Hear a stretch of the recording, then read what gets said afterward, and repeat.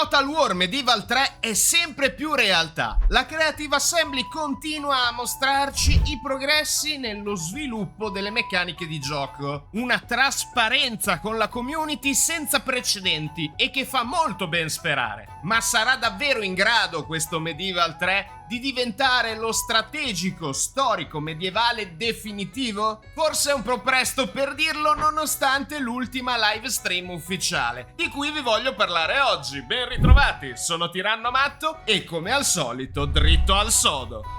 La premessa da dicembre a giugno è stata sempre la stessa. Dinamismo. Non ci deve essere più una verticalità nella rigiocabilità dei titoli Total War. Al contempo non devono essere né estremamente alfanumerici né al contempo troppo arcade. Vogliono trovare quel buon ibrido, quella via di mezzo fra l'RTS e il Grand Strategy, però uniformandosi al realismo e all'accuratezza storica. Oggi hanno parlato di 3 elementi fondamentali che voglio analizzare e sui quali voglio porre chiarezza in un riassunto qui con voi. Prima di tutto, i personaggi. Come funzionano? Saranno lord leggendari ed eroi, come nei vecchi titoli fra cui il fantasy? Poi l'economia e il commercio, fondamentale in un contesto nel quale verranno inseriti dei numeri più reali e non aleatori, molto astratti rispetto alla popolazione, le risorse e anche l'economia che ci permetterà di ottenere degli eserciti, delle truppe in retinue o più o meno regolari, se così possiamo dire. E infine le fazioni giocabili, sulle quali, attenzione, una grande sorpresa. Infatti vi invito a lasciare un mi piace e un commento a questo video con le vostre idee dopo averlo guardato e al contempo di andare a votare il sondaggio ufficiale in cui la Creative Assembly ci vuole coinvolgere per decidere quali saranno le fazioni giocabili ausiliarie all'uscita di Total War Medieval 3. Poi farò chiarezza anche su cosa significa il votare come community. Ma andiamo con ordine. Parlando dei personaggi, non avremo più gli alberi dei perk, delle skill, ma avremo qualcosa di più dinamico, basato sull'educazione, l'abilità e magari anche degli eventi che i nostri personaggi potranno vivere in gioco. Non dovremo più scegliere un lord, un personaggio storico magari con il quale avviare la nostra dinastia, ma saremo legati al concetto, all'idea di patria, di regno, di titolo locale, appunto, che a sua volta è legato al discorso delle fazioni. Però rimanendo sui personaggi non avranno più delle classi specifiche, ma potranno, a seconda dell'educazione, magari percorrere la via ecclesiastica, quella militare o quella commerciale.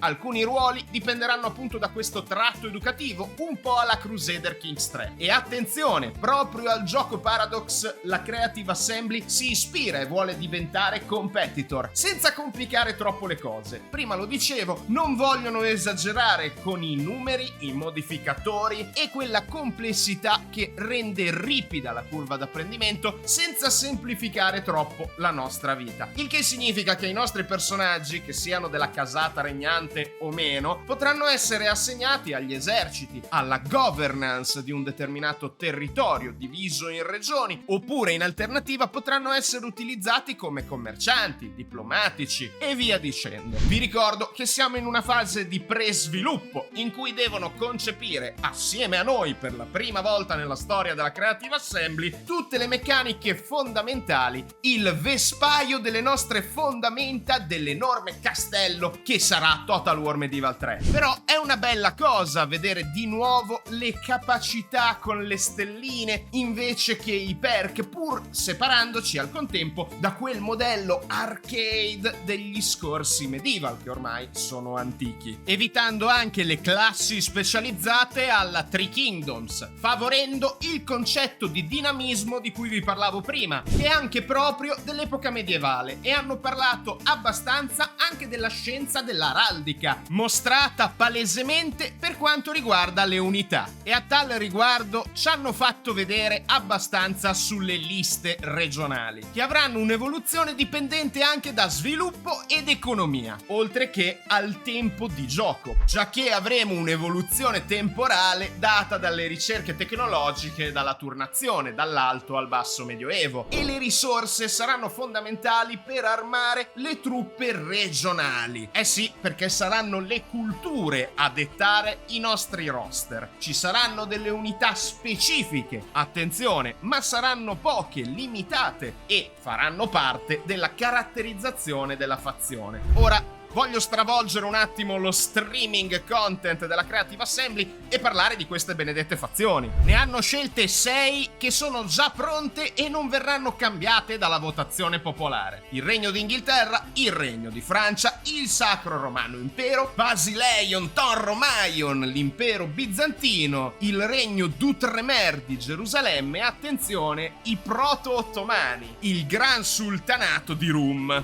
Ognuna di queste fazioni avrà anche uno sviluppo proprio. Mi viene da pensare agli alberi di missione e di crescita dai giochi Paradox per determinate culture e fazioni. Lo spirito nazionale nel Medioevo non era sicuramente così forte, ma c'era una forte caratterizzazione legata alle stirpi nobiliari, e infatti queste fazioni avranno uno strettissimo legame con il concetto di dinastia dei personaggi. Ma noi come giocatori gestiremo sempre il titolo magno, quindi se vorremmo giocare per esempio il Regno di Francia, avremo a disposizione all'inizio la transizione da Carolingi a Capetingi, per arrivare magari a un'evoluzione più complessa del susseguirsi di leggi dinastiche. Lo so, magari qualcuno di voi potrebbe avere qualche PTSD da Crusader Kings 3, ma io ripeto, l'obiettivo della Creative Assembly è diventare un competitor della Paradox, al contempo semplificando gli aspetti più matematici e a volte tediosi. Hanno deciso anche di indire un sondaggio aperto a tutta la community, in cui potremo mandare le nostre preferenze da una lista di fazioni che saranno a prescindere presenti in gioco. In sunto, le fazioni che verranno votate di più saranno integrate subito nel gioco originale al lancio, o perlomeno saranno le prime con le quali la Creative Assembly terminerà la fase di pre-sviluppo. Considerato l'annuncio su Total War Warhammer 40.000 della Closed Beta, io mi aspetto che anche Medieval 3 abbia un percorso del genere, quindi staremo a vedere. È presto per dirlo, ma vi ricordo, qui sotto in descrizione potete andare a votare. Ricordate anche di lasciarmi un mi piace o un commento al video, magari specificando cosa avete deciso di votare. E concludiamo con il discorso sulle regioni, l'economia, il commercio, lo sviluppo, che è assolutamente fondamentale perché avremo una vita organica fra le classi sociali, gli approvvigionamenti di risorse che ci serviranno appunto per armare le unità regionali, culturali, per chiamare i nostri vessilli alla guerra, per mantenere ed espandere città e castelli. Potremo creare con i personaggi delle strade, delle rotte commerciali, addirittura con il nostro stesso regno, non soltanto con l'intelligenza artificiale. E sull'argomento delle fazioni CPU giocate dal computer è davvero cruciale sottolinearvi che adesso non abbiamo ancora a disposizione sul nuovo engine Workcore uno schema di intelligenza artificiale, perché gli sviluppatori lo hanno reso bello chiaro, lapalissiano, ma voglio aiutarli anch'io con voi a sottolinearlo. Siamo in una fase di sviluppo delle meccaniche che potranno cambiare. L'interfaccia sicuramente non è definitiva, quindi tutto quello che state vedendo a schermo non prendetelo come il gioco finale, ma come una bozza concettuale, le fondamenta, come dicevo prima, di ciò che sarà Total War Medieval 3. Io mi aspetto che ci saranno tanti cambiamenti anche grazie alla community, alle nostre opinioni, perché per esempio avere gli insediamenti che possono crescere idealmente all'infinito senza un limite di slot di costruzione sembra tanta roba, ma come potrà essere utilizzato per rappresentare magari i possedimenti di un personaggio specifico, personaggi che continueranno ad interagire all'interno dell'economia, della cultura, della religione, della politica del regno, pur essendo di dinastie diverse. Come potremmo definire il potere di un gruppo nobiliare sopra un altro, considerato che hanno sottolineato l'importanza della casta nobiliare nell'epoca medievale, come è giusto che sia. Ovviamente io mi aspetto che a un certo punto arriveranno anche dei flavor content, dei DLC, vogliono campare di questo, questo è ormai uno standard dell'industria, ma con la giusta spinta io credo che in questa fase noi giocatori potremmo ottenere il più possibile da Total War Medieval 3, interagendo sul forum e facendo sentire la nostra voce. Voi cosa ne pensate? Siamo ancora all'inizio di un lungo percorso e io più o meno ogni qualche semestre vorrei continuare a fare dei recap sullo sviluppo di Medieval 3, mentre continueremo anche a seguire Warhammer Fantasy e Warhammer 40.000. Lo sapete, sono partner adesso nel programma Exalted con la Creative Assembly e mi sta molto a cuore questo franchise. Io non posso che dirvi grazie per aver cliccato sul teschio del tiranno ed essere arrivati fino alla fine. Le grosse novità che ci hanno presentato in questi mesi fanno riflettere e c'è speranza per il futuro. Ci sono delle aspettative, però sempre da prendere con riserva, senza preordini e fedeltà cieca.